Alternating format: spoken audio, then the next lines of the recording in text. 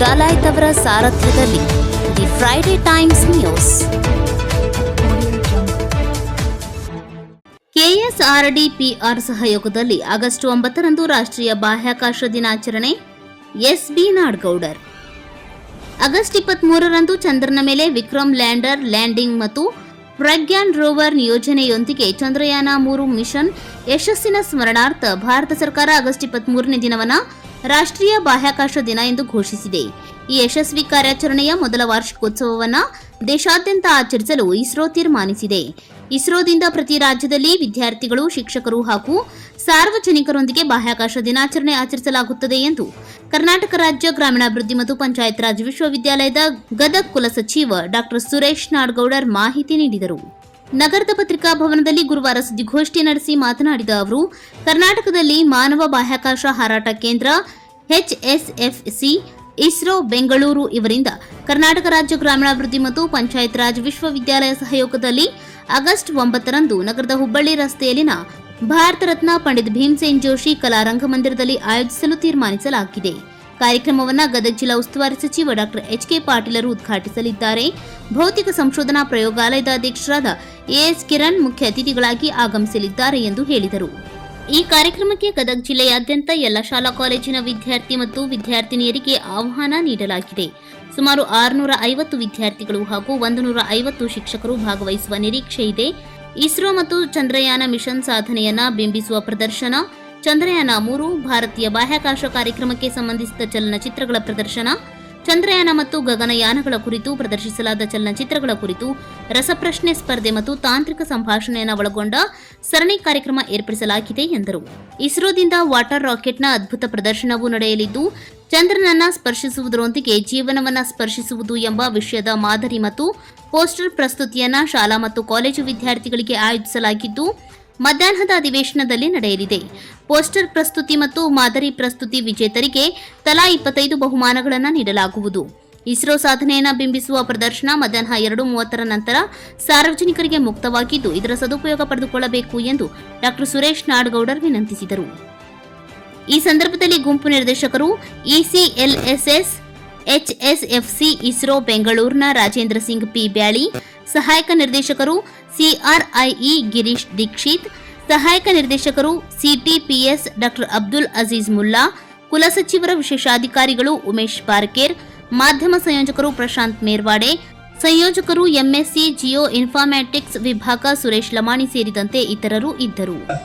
ಗ್ರಾಮೀಣಾಭಿವೃದ್ಧಿ ಪಂಚಾಯತ್ ರಾಜ್ ವಿಶ್ವವಿದ್ಯಾಲಯ ಪ್ರಾರಂಭದಿಂದ ಕೂಡ ತಾವೆಲ್ಲರೂ ಕೂಡ ಬಹಳಷ್ಟು ಸರ್ಕಾರ ಬೆಂಬಲ ಕೊಟ್ಟು ವಿಶ್ವವಿದ್ಯಾಲಯಕ್ಕೆ ವಿಶೇಷ ಬೆಳವಣಿಗೆ ತಾವೆಲ್ಲರೂ ಕೂಡ ಸಹಕಾರ ನೀಡಿದ್ದೀರಾ. ಅದಕ್ಕೂ ಕೂಡ ತಮಗೆ ವಿಶೇಷವಾದ ಧನ್ಯವಾದಗಳು. ಇವತ್ತಿನ ದಿವಸ ನಾವು ಈ ಪತ್ರಿಕಾಗೋಷ್ಠಿಯನ್ನ ಕರೆದಂತ ಒಂದು ಉದ್ದೇಶ ಏನು ಅಂತಂದ್ರೆ, ನಮ್ಮೆಲ್ಲರಿಗೂ ಕೂಡ ತಿಳಿದ ಹಾಗೆ ನಮ್ಮ ಇಸ್ರೋ ಸಂಸ್ಥೆ ಬೆಂಗಳೂರಲ್ಲಿ ಏನಿದೆ ಅದ್ರ ಬಗ್ಗೆ ನಮ್ಮೆಲ್ಲರಿಗೂ ಕೂಡ ಚಿರಪರಿಚಿತ. ಇಸ್ರೋನವರ ಒಂದು ಅಮೋಘ ಸಾಧನೆ, ಬಾಹ್ಯಾಕಾಶ ಕ್ಷೇತ್ರದಲ್ಲಿ ಅನೇಕ ಸ್ಯಾಟಲೈಟ್ಗಳನ್ನು ಅವರು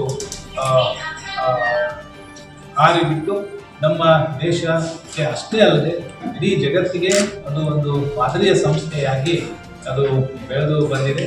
ಅಂಥ ಸಂಸ್ಥೆಯವರು ಮಾಡಿದಂಥ ಸಾಧನೆಗಳಲ್ಲಿ ಅತ್ಯಂತ ಪ್ರತಿಷ್ಠಿತ ಸಾಧನೆ ತಮ್ಮೆಲ್ಲರಿಗೂ ಕೂಡ ತಿಳಿದ ಹಾಗೆ, ಈಗ ರೀಸೆಂಟ್ ಆಗಿ ಅವರು ಚಂದ್ರಯಾನ 3ರಲ್ಲಿ ಏನು ಸಾಧನೆಯನ್ನು ಮಾಡಿ ಒಂದು ಆಕಾಶವನ್ನು ನಮ್ಮ ಚಂದ್ರನ ಮೇಲೆ, ಅದರಲ್ಲಿಯೂ ಕೂಡ ದಕ್ಷಿಣ ಭಾಗಕ್ಕೆ, ಈ ಜಗತ್ತಿನಲ್ಲಿಯೇ ಯಾರೂ ಕೂಡ ಅದನ್ನು ದಕ್ಷಿಣ ಭಾಗಕ್ಕೆ ಇಲ್ಲಿವರೆಗೂ ಇಳಿಸ್ಲಿಕ್ಕೆ ಆಗಿಲ್ಲ. ಲ್ಯಾಂಡರ್ ಅನ್ನುವಂಥ ಒಂದು ಉಪಗ್ರಹವನ್ನು, ಅಂದರೆ ಚಂದ್ರನ ಮೇಲೆ ಇರುವಂಥ ಏನು ಇದೆ ಅನ್ನುವಂಥದ್ದನ್ನು ಸಂಶೋಧನೆಯನ್ನು ಮಾಡಿ ಅದನ್ನು ಮುಂದಿನ ಒಂದು ಬೆಳವಣಿಗೆಗೆ ಅದು ಅನುಕೂಲ ಆಗಲಿ ಅನ್ನುವಂಥ ಉದ್ದೇಶದಿಂದ ಇದು ಇಸ್ರೋ ಸಂಸ್ಥೆಯವರು ಆ ಒಂದು ಸಾಧನೆಯನ್ನು ಮಾಡಿದ್ದಾರೆ. ಮತ್ತು ಅನೇಕ ಇತರ ರಾಷ್ಟ್ರಗಳು, ಅಂದರೆ ರಷ್ಯಾ ಇರ್ಬೋದು, ಚೈನಾ ಇರ್ಬೋದು, ಅಮೇರಿಕ ಇರ್ಬೋದು, ಫ್ರಾನ್ಸ್ ಇರ್ಬೋದು, ಅವರು ಈ ಒಂದು ಚಂದ್ರನ ಮೇಲೆ ಉಪಗ್ರಹವನ್ನು ಕಳಿಸುವಂಥ ಒಂದು ವ್ಯವಸ್ಥೆಯನ್ನು ಮಾಡಿದ್ರು. ಆದರೆ ಸೌತ್ ಪೋಲ್ ಅಂದರೆ ಚಂದ್ರನ ದಕ್ಷಿಣ ಭಾಗಕ್ಕೆ ಒಂದು ಅದನ್ನು ಇರಿಸುವಂಥದ್ದನ್ನು ಮಾಡಿಲ್ಲ. ಅದು ನಮ್ಮ ಎಲ್ಲರಿಗೂ ಒಂದು ವಿಶೇಷವಾದಂಥ ಒಂದು ಹೆಮ್ಮೆ. ನಮ್ಮ ವಿಶ್ವಸಂಸ್ಥೆಯವರಿಂದ. ಇಸ್ರೋ ಸಂಸ್ಥೆ ಮಾಡಿದಂಥ ಅನೇಕ ಈ ಸಾಧನೆಗಳಿಂದಾಗಿ ನಮ್ಮ ದೇಶ ಇಡೀ ಜಗತ್ತಿನಲ್ಲಿ ಒಂದು ವಿಶೇಷವಾದಂಥ ಒಂದು ಸ್ಥಾನವನ್ನು ಈ ಸೈನ್ಸ್ ಆ್ಯಂಡ್ ಟೆಕ್ನಾಲಜಿ, ಪರ್ಟಿಕ್ಯುಲರ್ಲಿ ಈ ಸ್ಪೇಸ್ ಟೆಕ್ನಾಲಜಿ, ಬಾಹ್ಯಾಕಾಶ ಕ್ಷೇತ್ರದಲ್ಲಿ ಸಿಗುವಾಗೆ ಆಗಿದೆ. ಅದಕ್ಕೆ ನಾವು ಇಸ್ರೋ ಸಂಸ್ಥೆಯನ್ನು ಪ್ರಥಮವಾಗಿ ಅಭಿನಂದಿಸುವುದರೊಂದಿಗೆ ಈ ಸಾಧನೆಯನ್ನು ನಾವು ಆಚರಣೆ ಮಾಡಬೇಕು ಪ್ರತಿ ವರ್ಷ. ಮತ್ತು ಅದು ಭಾರತದ ಸ್ಪೇಸ್ ಬಾಹ್ಯಾಕಾಶ ದಿನ ಅಂತ ಹೇಳ್ಬಿಟ್ಟು ಮಾಡಬೇಕು ಅಂತೇಳಿ ಕೇಂದ್ರ ಸರ್ಕಾರ, ಮಾನ್ಯ ಪ್ರಧಾನಮಂತ್ರಿಗಳು ಕಳೆದ ನಮ್ಮ ಆಗಸ್ಟ್ 23ರಂದು ಏನು ಈ ಸಾಧನೆ ಇಸ್ರೋದವರಿಂದ ಆಯಿತು, ಅದನ್ನು ಮಾಡಬೇಕು, ಆಚರಣೆ ಮಾಡಬೇಕು ಅಂತ ಹೇಳಿದ ಪ್ರಯುಕ್ತವಾಗಿ ಇಡೀ ದೇಶದಲ್ಲಿ ಎಲ್ಲ ರಾಜ್ಯಗಳಲ್ಲಿ ಒಂದೊಂದು ಕಡೆ ಇಸ್ರೋ ಸಂಸ್ಥೆ ಮತ್ತು HSFC ಸಂಸ್ಥೆಯವರು ಕೂಡಿಕೊಂಡು ಈ ಒಂದು ಕಾರ್ಯಕ್ರಮ ಮಾಡ್ತಾ ಇದ್ದಾರೆ. ಈಗ ನಮ್ಮ ಸುದೈವ, ನಮ್ಮ ಗ್ರಾಮೀಣಾಭಿವೃದ್ಧಿ ಪಂಚಾಯತ್ ರಾಜ್ ವಿಶ್ವವಿದ್ಯಾಲಯ ಈಗೇನು 6-7 ವರ್ಷಗಳಲ್ಲಿ ಮಾಡಿದಂಥ ಸಾಧನೆಯನ್ನು ಪರಿಗಣಿಸಿ ಅದು ಉತ್ತರ ಕರ್ನಾಟಕದಲ್ಲಿ ಆಗಬೇಕು ಅನ್ನುವಂಥ ಒಂದು ಉದ್ದೇಶದಿಂದ ನಮ್ಮ ಸಹಯೋಗದೊಂದಿಗೆ ಮತ್ತು ಜಿಲ್ಲಾಡಳಿತದ ಸಹಕಾರ ಬೆಂಬಲದೊಂದಿಗೆ ನಾವು ಇಸ್ರೋ ಸಂಸ್ಥೆಯವರು ಇವಾಗ ನಾಳಿನ ದಿವಸ ಈ ಒಂದು ಬಾಹ್ಯಾಕಾಶ ದಿನಾಚರಣೆಯನ್ನು ನಮ್ಮ ಪಂಡಿತ್ ಭಾರತ ರತ್ನ ಭೀಮಸೇನ್ ಜೋಶಿ ಅವರ ಒಂದು ಏನು ರಂಗಮಂದಿರ ಇದೆ, ಅದರಲ್ಲಿ ಆಯೋಜನೆಯನ್ನು ಮಾಡಲಿಕ್ಕೆ ನಾವೆಲ್ಲ ಒಂದು ವ್ಯವಸ್ಥೆಯನ್ನು ಮಾಡಿಕೊಂಡಿದ್ದೀವಿ.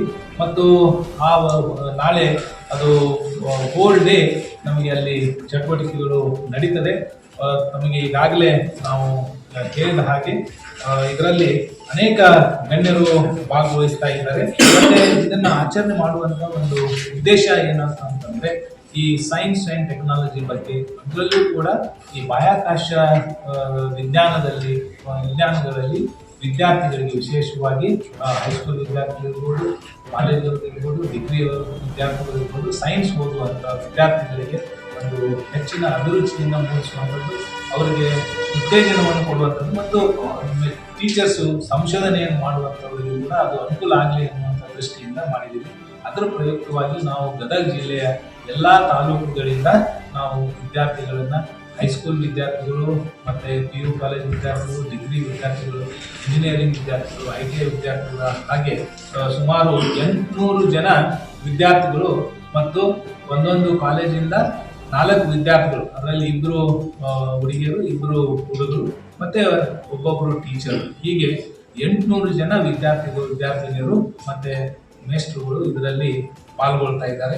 ಸೊ ಹಾಗಾಗಿ ನಾವು ಎಲ್ಲ ತಾಲೂಕುಗಳಿಂದ ಕೂಡ ನಾವು ವಿದ್ಯಾರ್ಥಿನಿಯರು ಮತ್ತು ಮೇಸ್ಟ್ರನ್ನ ಆಹ್ವಾನ ಮಾಡಿದ್ದೀವಿ. ಮತ್ತು ನಮ್ಮ ವಿಶ್ವವಿದ್ಯಾಲಯದಲ್ಲಿ ವಿಶೇಷವಾಗಿ ಜಿಯೋ ಇನ್ಫಾರ್ಮೆಟಿಕ್ಸ್ GIS ಅನ್ನುವಂಥ ಕೋರ್ಸ್ ಇದೆ, ಮತ್ತು ಕಂಪ್ಯೂಟರ್ ಸೈನ್ಸ್ ಡೇಟಾ ಆ್ಯನಾಲಿಟಿಕ್ಸ್ ಕೋರ್ಸ್ ಇದೆ.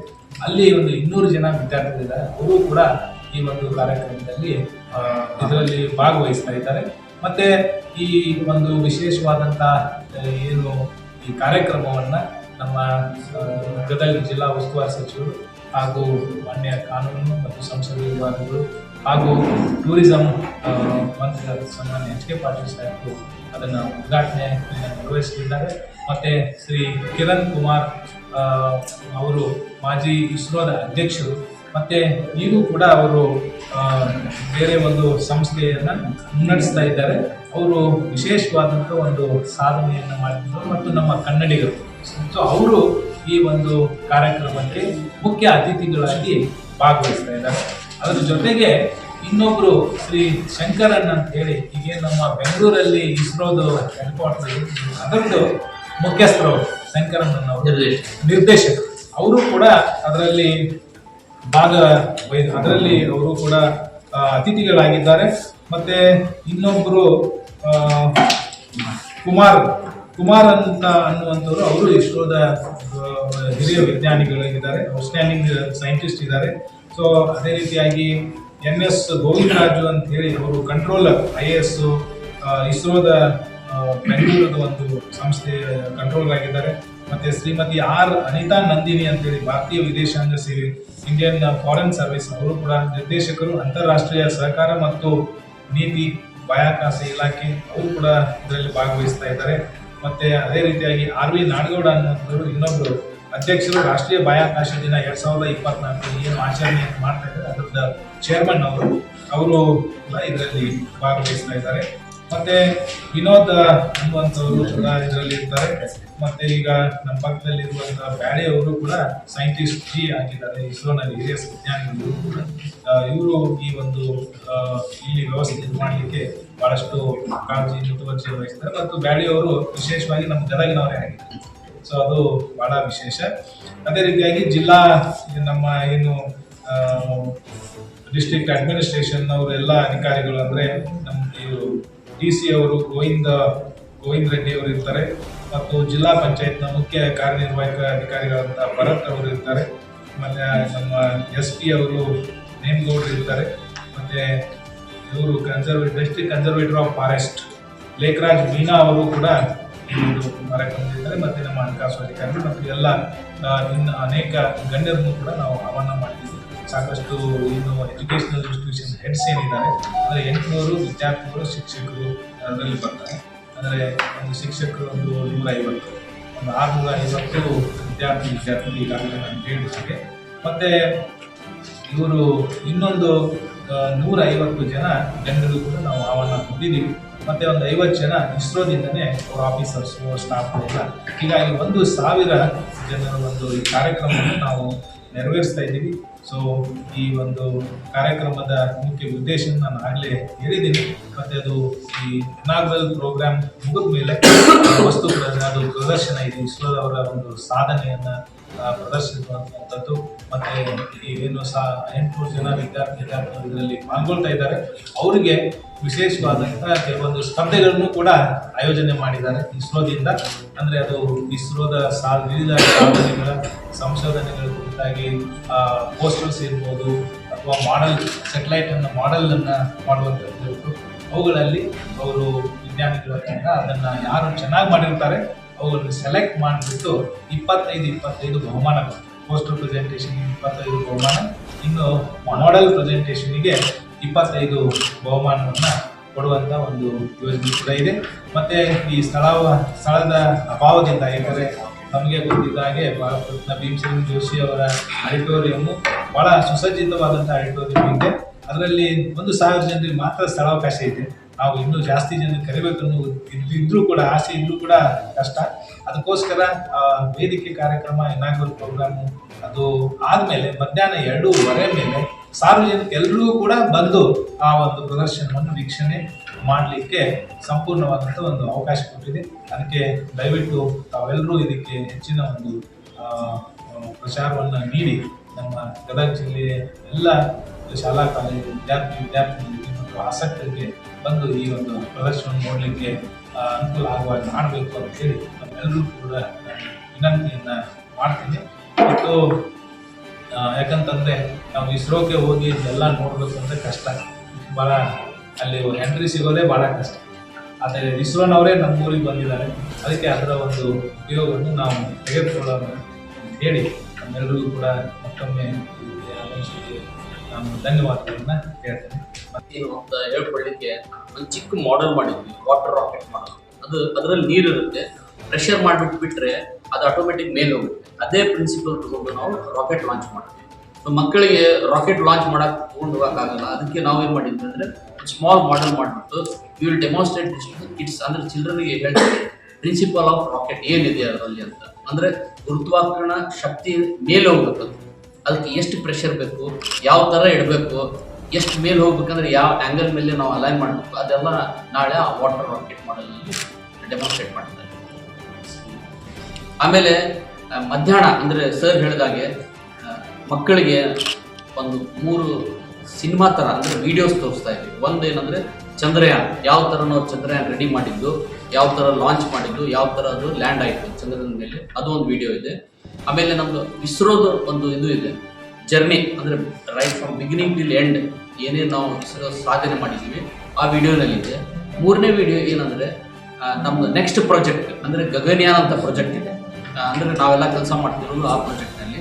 ಅಂದರೆ ಮಾನವನಿಗೆ ಅಂದರೆ ನಮ್ಮ ಭಾರತೀಯರಿಗೆ ಮೇಲ್ ಕಳಿಸ್ತೀವಿ, 2 ಆಸ್ಟ್ರೋನಾಟ್ಸ್ಗೆ ಅಂತರಿಕ್ಷದಲ್ಲಿ ಬಾಹ್ಯಾಕಾಶದಲ್ಲಿ ಯಾನ ಮಾಡಬೇಕು. ಅದಕ್ಕೆ ಗಗನಯಾನ ಅಂತ ಹೆಸರಿಟ್ಟಿದ್ದಾರೆ ನಮ್ಮ prime minister. So that we are going to launch. Maybe ಈಗ ಸ್ಟಾರ್ಟ್ ಆಗಿದೆ ಡಿಸೈನ್, ಒಂದು 2-3 ವರ್ಷದಲ್ಲಿ ಅದು ಲಾಂಚ್ ಆಗುತ್ತೆ. ಸೊ ಅದು ಒಂದು ವಿಡಿಯೋ ಇದೆ. ಅಂದರೆ ನಮ್ಮ ಇಂಡಿಯನ್ ಎಸ್ಟ್ರೋನಾಟ್ಸೇ ಅದರಲ್ಲಿ ಹೋಗ್ತಾರೆ. ಇಷ್ಟು ದಿನ ಫಾರಿನರ್ಸ್ ಹೋಗ್ತಾ ಇದ್ರು, ಈಗ ಫಸ್ಟ್ ಟೈಮ್ ಇಂಡಿಯಾದವ್ರು ಹೋಗ್ಬೇಕಂತ ನಾವು ಪ್ಲ್ಯಾನ್ ಮಾಡ್ತಾ ಇದ್ವಿ. ಅದರ ಹೆಸರು ಏನಂದರೆ ಗಗನಯಾನ. ಅದ್ರ ಬಗ್ಗೆ ಒಂದು ವಿಡಿಯೋ ಇದೆ. ಆ ವಿಡಿಯೋ ತೋರಿಸಿದ ಮೇಲೆ ಮಕ್ಕಳಿಗೆ ಕ್ವಶನ್ಸ್ ಕೇಳ್ತೀವಿ. ವಿಡಿಯೋನಲ್ಲಿ ಅವ್ರು ಏನು ನೋಡಿದ್ದಾರೆ ಅಂತ ಕ್ವಿಜ್ ಥರ ಮಾಡಿಬಿಟ್ಟು ಯಾರು ರೈಟ್ ಆನ್ಸರ್ ಹೇಳ್ತಾರೆ ಅವ್ರಿಗೆ ಪ್ರೈಸಸ್ ಅಂತ ನಾವು ಪ್ಲ್ಯಾನ್ ಮಾಡಿದ್ವಿ. The Friday times news Gadag.